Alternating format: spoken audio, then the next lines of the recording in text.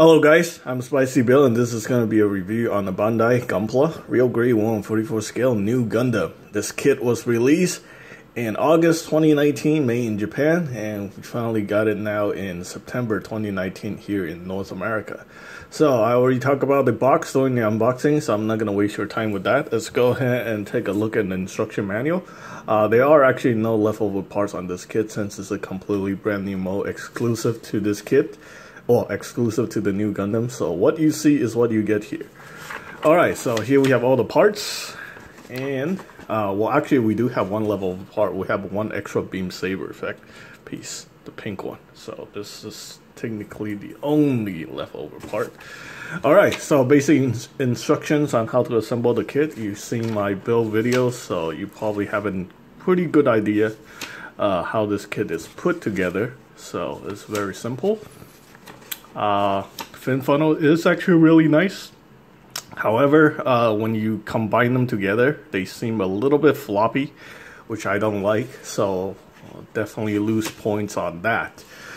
Yeah, and also the fact that the P Bandai expansion set, the double fin funnel, it's premium Bandai Triceratops testicles, so that also lose points on that. Okay, so that's the instructions, and this is what you can do. You also have some sliding armor gimmick, and you can open the cockpit. You can see right here how to open the cockpit and all the other gimmicks and stuff like that. You know, open up the vents and blah blah blah. Yeah, so anyway, let's go ahead. And this is the sticker placement for all the sticker. We also have some extra stickers if you want to do some customization right here. Other than that, I think that is pretty much it. Okay, so of course there's some leftover stickers, so you can use it for whatever purpose. I kind of couldn't figure out what to do with this number 9 sticker. Apparently, I don't see it anywhere. Yeah, number 9. Where's number 9? I don't see number 9. I see number 8. I don't see number 9. So I guess you can put this sticker wherever you want. I'm probably just gonna put it somewhere randomly. Oh, actually number 9 goes on the forearm. I saw that. Okay, let's see if I can't put that on the forearm right now. It's kind of okay, so number 9 actually goes right here. I was kind of wondering where that go.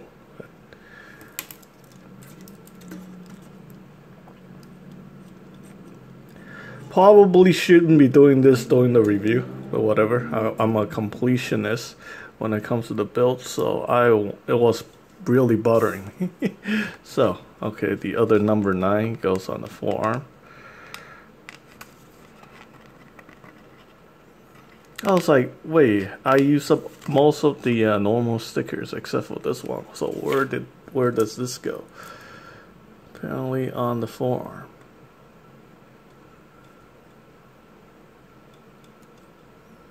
There we go.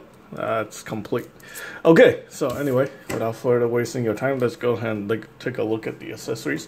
We have the shield right here. This is very nice. The shield doesn't have any sliding gimmick. We do have the connector for the forearm.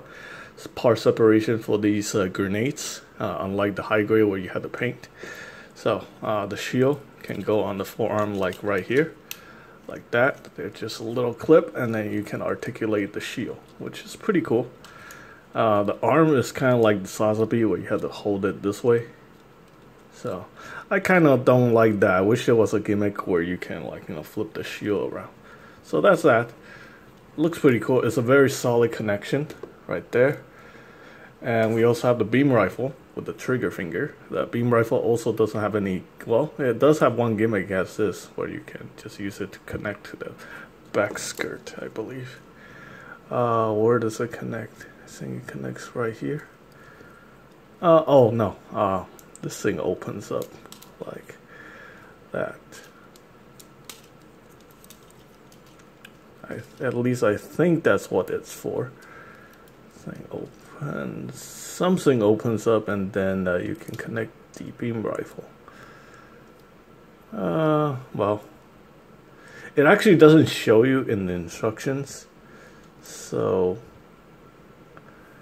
let's see. Oops, it fell over.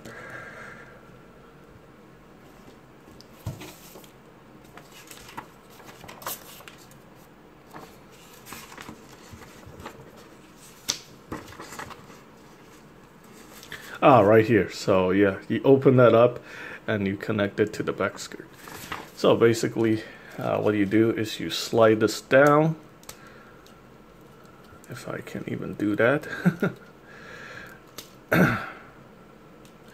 You're gonna need nails, fingernails, just like with all this sliding gimmick on this kit. It's a pain in the butt to do. But basically you slide that open, and then there's a slot in there where you can mount the beam rifle. I'm not gonna waste your time with that anymore. So there we go. Simple swap out the hand, plug that in there like that. And we also have other options for hands. You can open this up, plug that in there, so you have one open hand. And we also have options for the beam saber. So you take the beam saber heel out here, you flip this open right there, and then you slide it through the beam saber gripping hand. Let's see, like that.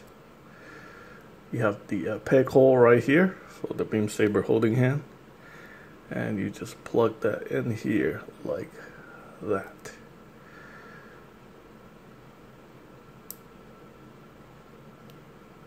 There we go, like that.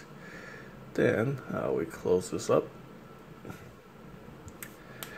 Of course, different style beam saber effect parts, and we also have a little piece that goes on the bottom, which is really cool. This is I like the design of this beam saber. There we go, very nice. Another accessory, we have the rocket launcher right here.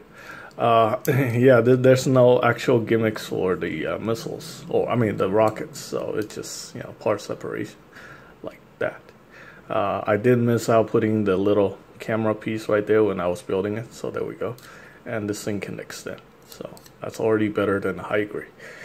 There we go, very nice. Also have the connector for the action base. Let's see how that works.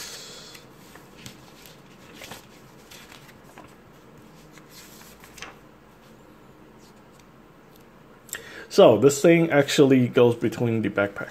You have to disassemble the backpack, move the backpack like that, and you plug this thing in here like so. Then you reattach the backpack like that. So it's held on like this. I think that's actually a very good design. I wish they would have implemented something like this on the Sazabi. Yeah. Well, you know, Gunpla evolution, right? So as things are getting better, technologies are getting better. Now we also have this extra part here. This is meant for when you buy the Triceratops testicle expansion set. You remove this piece, plug that in, so you can have double fin funnels on both sides. Okay, and we're getting toward the end of the accessories. So this guy definitely needs to be on the action base. So we also have this miniature armor figurine right there. Okay, so now I get to the accessories that I have an issue with. So the fin funnel, you can see it's very floppy. I don't think I can install, you know, build this wrong, but wow, this is worse than the high grade. But you know, it's got a lot of color separation. It's got a lot of details. Generally, very pleasing to look at. And you also have the gimmick, so yeah, that's pretty nice. So getting the effect parts, the effect part plugs in right here, and I'm pretty sure they're gonna include like somewhere down the line they're gonna include the parts with the, you know, when it's like charging and firing, stuff like that. So this is pretty cool. Okay, so like that, with the fin funnel onto the kit, it is kind of back heavy for some reason, because these fin funnels are a lot more a lot heavier than the ones on the high grade. On the high grade, he can actually stand okay with the fin funnels on. On the real grade, they poses and somewhat of a weight issue once it's attached. So there we go. Let's go ahead and get this one in there properly.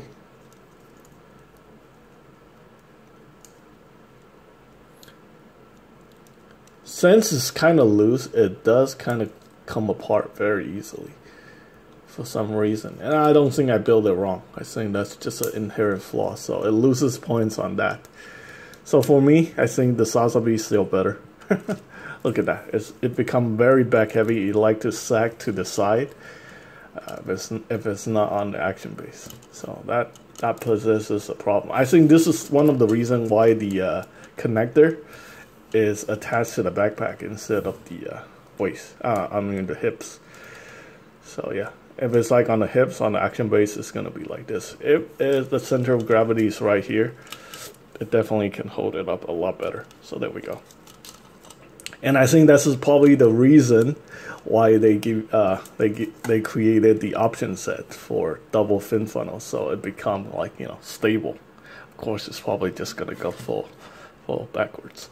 All right, one last gimmick I forgot to mention is the sliding beam saber effect right here. Basically, what you want to do is you want to lower this piece right here, and then you want to flip this thing outward like that. Flip this up.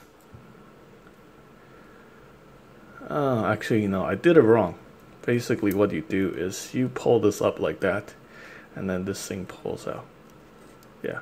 So, I mean, you get the idea. This is just a basic beam saber effect. Honestly, it doesn't work as good as I want it to be. Yeah, it's kind of problematic. So, you can see this thing already coming apart from me doing it once. And I wasn't even trying to, yeah, it's kind of annoying. So, basically, we're going to have to do this, like, again. So you slide this piece in here like that.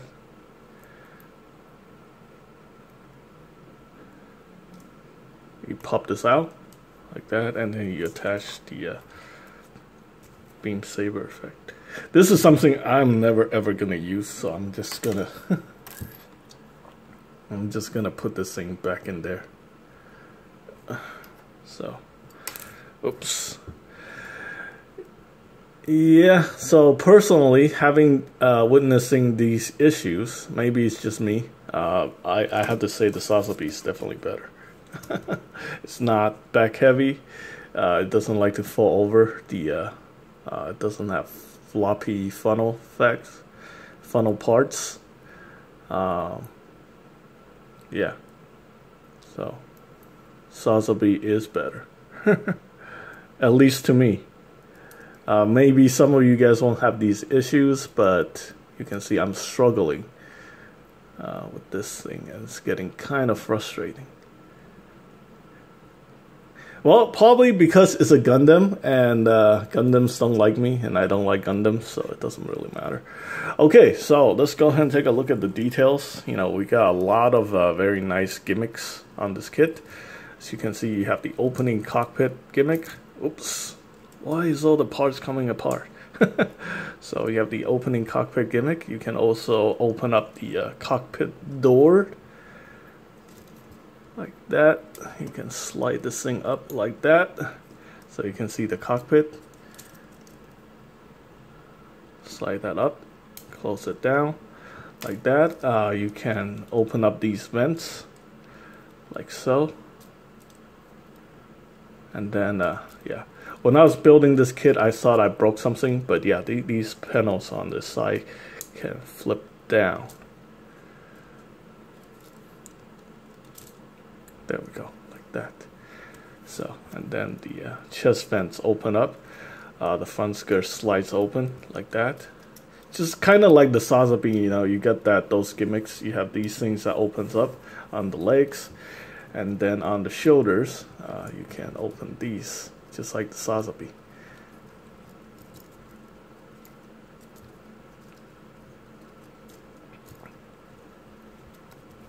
So you slide this part out like that, and then you extend these pieces, like on the shoulder. Honestly, I feel like this is kind of pointless. I don't really care for it. So some people might, some people don't. So I'm just gonna put everything back together.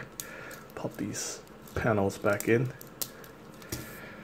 Just goes back in there. These sliding parts go back in. Get the shoulder straight. I think it looks fine as is. So there we go. That's all the gimmicks. Very nicely detailed, superior to the high grade in every way, shape, or form. It's just a very beautiful looking kit. Once assembled, panel lined, and decaled. So there we go. Very nice. Alright, lastly we're going to talk about the articulation. I'm going to start with the feet. We have the feet joint here. This is a hinge. We also have the ankle rocker right there. Hinge here for the feet. This is actually very well designed. I think this is actually better than the Sazabi. When it comes to the articulation, this is very well thought out. And you have this sliding armor gimmick right here for the feet. I like that a lot. We also have double jointed knee, and then when you move the knee, there's armor separation right there, so that's very nice. You can see the knee armor separates from the leg. You also see this piston that actually works, so that's very nice. Okay, front skirt individually articulated, side skirt individually articulated, back skirt also articulated. We also have this hinge here on the hips, so it can swing up and down. Obviously, we have universal joints for the hips. Thigh cut right here. Also have this piece right here. I think this is meant for something else entirely, but there we go. There's that. Okay, and you can see back here, you can open this up, expose like part right there, so you can attach the beam rifle part. Connection port, which I have a problem getting it to open. Anyway, you can articulate these thrusters right there. You can see that. It's part separation right there. So the thrusters can kind of move out a little bit. Okay, and we have the waist articulation. It can go 360. Very nice. We got the ab crunch. A little no side to side. Don't mess around with that. We have the same shoulder joint, similar to the. Well, this is actually better designed than the Sazabi. People have problems like ripping out the shoulders, but you can see multi-segmented, so that's actually really nice. I want to push that in now. It's a peg to the shoulder, so the shoulder armor is sandwiched between the shoulder joint. So you have that. This thing can rotate. Yeah, technically rotates 360 if you rotate the shoulder armor with it. Arms can go more than perpendicular, which is nice. Obviously, you got the bicep swivel, the basic double jointed elbow that's fully functional like that.